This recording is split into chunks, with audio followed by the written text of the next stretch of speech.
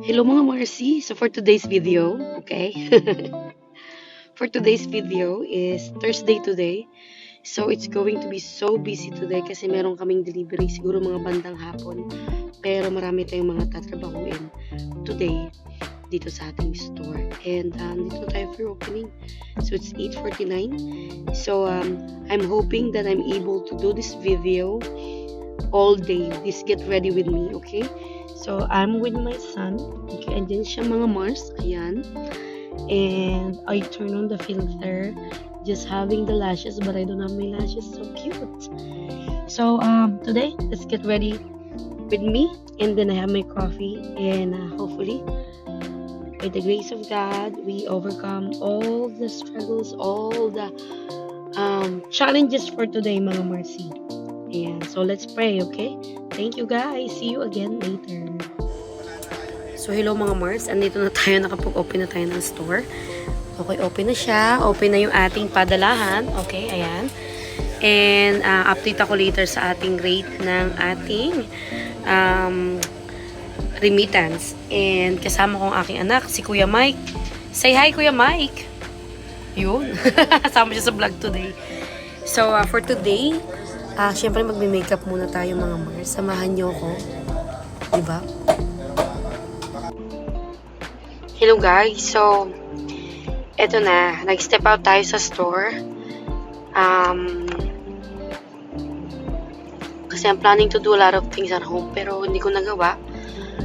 Kasi nakatulog yung baby ko. Hindi ko siya maalis sa sasakyan. So, we just park outside the house. And then I waited until okay na siya.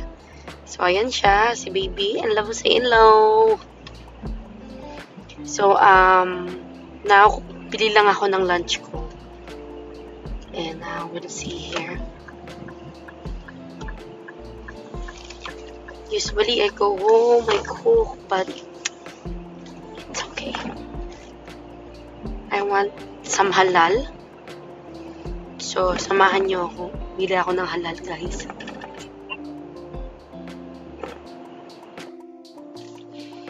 Hello, guys. So, ayan na. Nakuha na natin yung ating halal. At ito siya, mga moms. Ayan. So, tatambay naman ako sa likod ng store para kumain naman. And, waiting tayo dun sa ating delivery kasi medyo marami siya. So, kailangan ng katulong ni Kuya Mike. So, ayan. So, andyan pa rin. Kasama ko si baby. And, we're heading to the store. And, makakain naman ng lunch. It's already 1:58. Pero, hindi pa naman ako talaga gutom. Yun. Yun lang. So, yun lang guys. See you again later.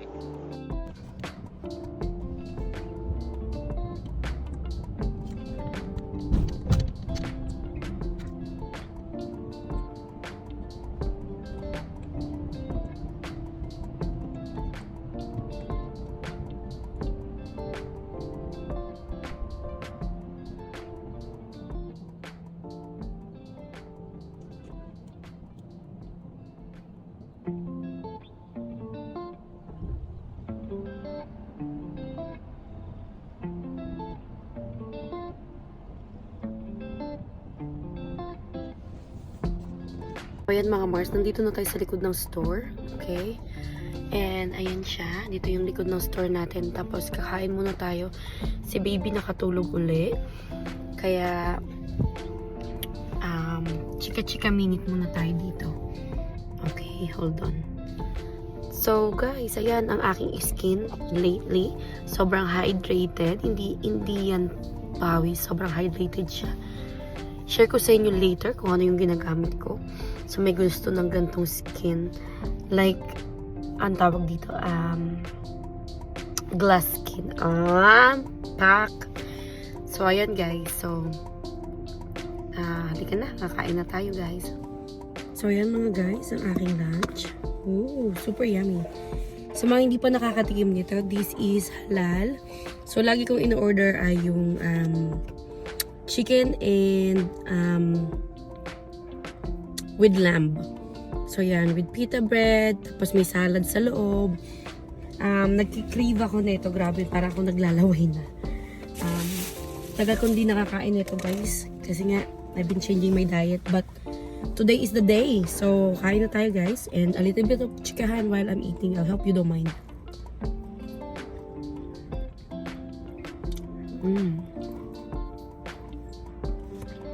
So good.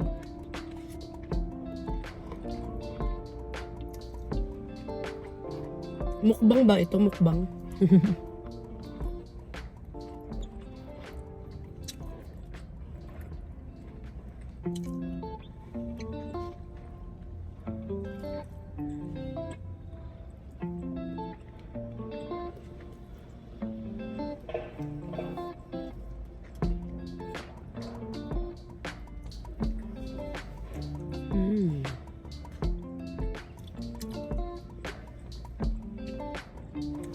So, ano yung pag-uusapan natin habang kumakain tayo?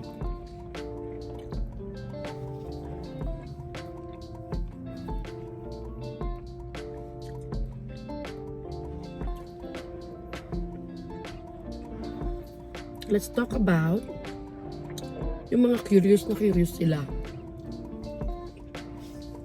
Nakamusta na daw yung buhay ko.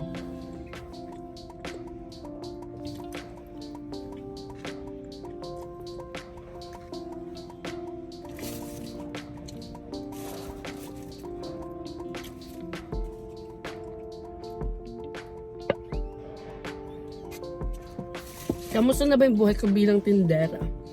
Bilang store owner, at ngayon nagbalik tayo sa live selling dahil pwede na tayo mag live selling. Ano masasabi ko? Siyempre, I'm more busy na. Sobrang busy na tayo ngayon. Sobra talaga. Kasi ang dami kong ginagawa mga moms. Akala nyo lang itong mga pa-video-video na to, I'm in between things, you know. Hindi ko lang makuha lahat sa video. Ayan, syempre, di ba, may baby pa ako dun sa likod. Tapos mamaya na naman, susunduin ko na naman yung dalawa kong anak. Nag-after school sila. So, kamusta ba yung buhay ko? Of course, I'm so grateful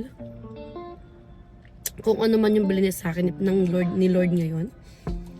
At yung mga hindi pa dumarating, you know, I'm claiming it already. Alam ko na darating yung time para dun talaga sa result ng mga paghihirap natin ngayon, okay? So, wag kayong mawalan ng pag-asa. So far, for me, I'm doing really well. I'm so blessed.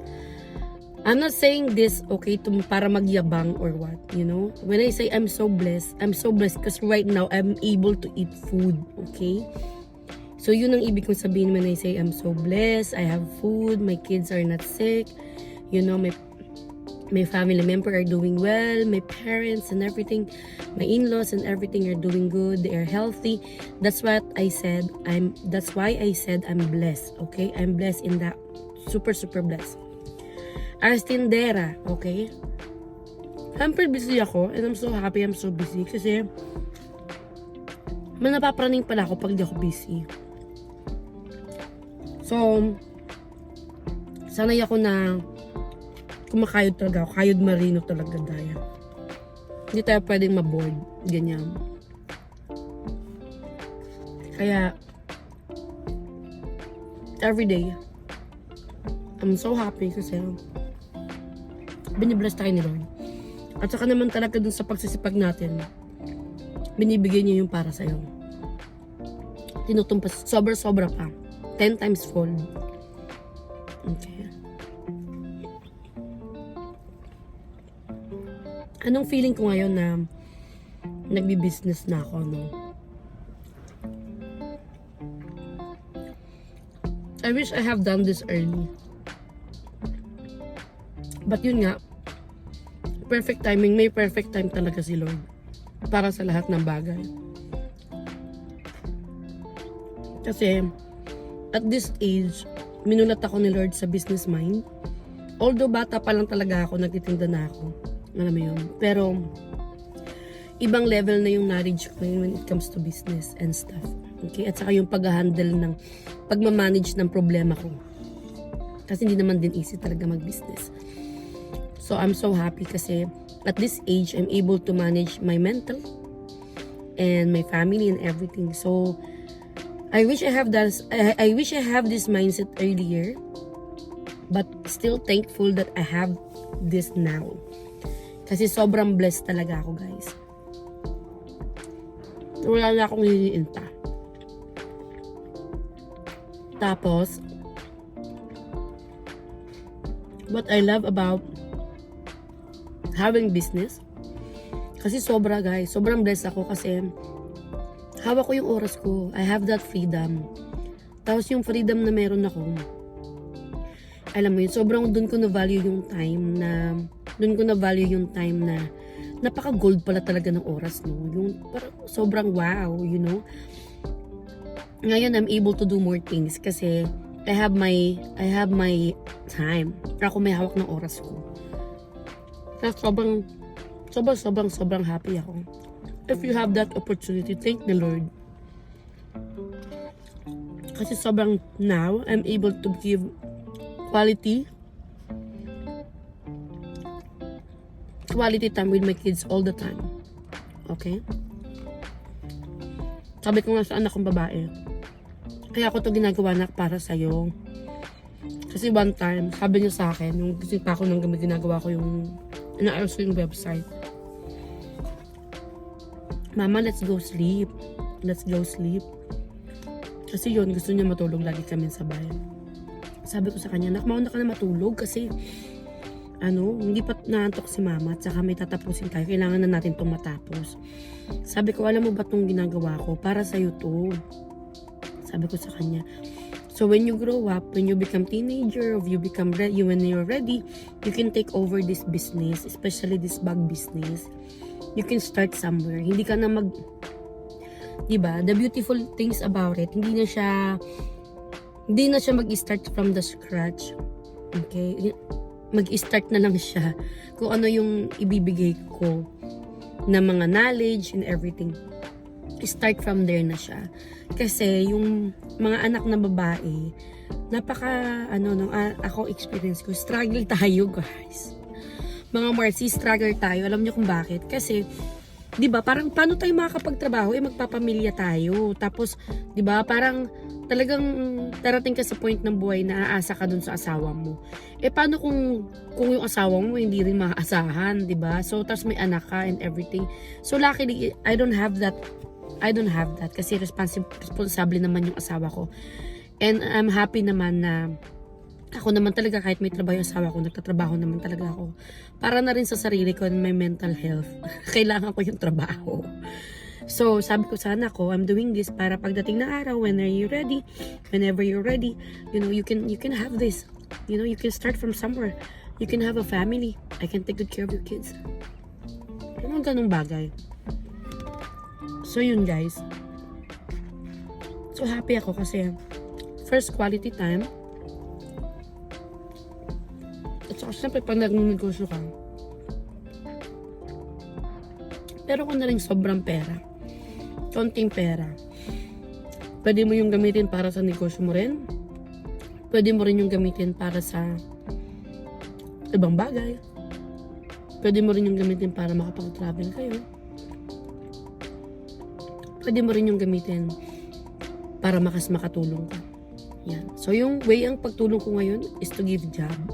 Okay, mabigyan ko ng trabaho yung mga tao sa paligid. Kasi when you give opportunity, they will never be hungry. So, yun. Good blessing yun from the Lord. So, yan. Hello, guys. So, what else?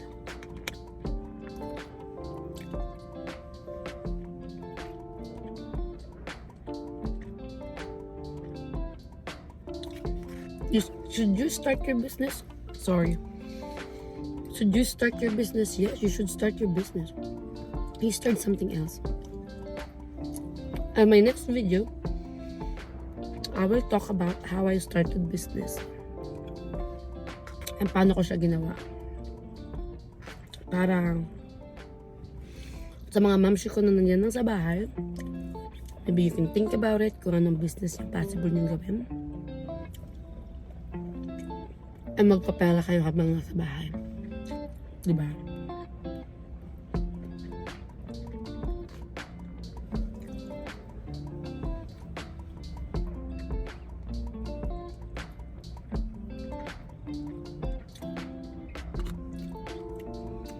So yun muna guys.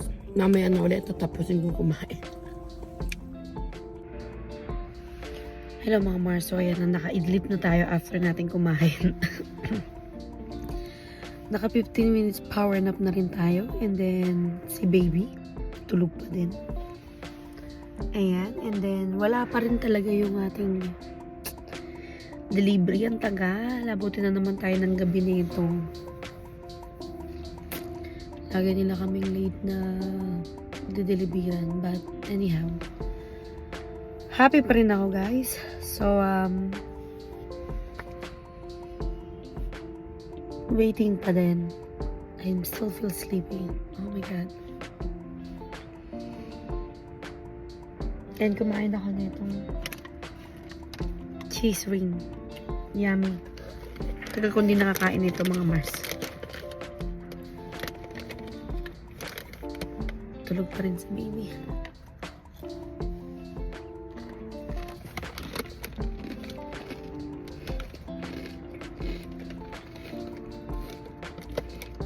Siguro itong video na to is tatapusin ko dito mga Mars, and then just watch the second video pagdating na nung aming delivery. Ayan, sobrang relax lang, no? Thank you guys.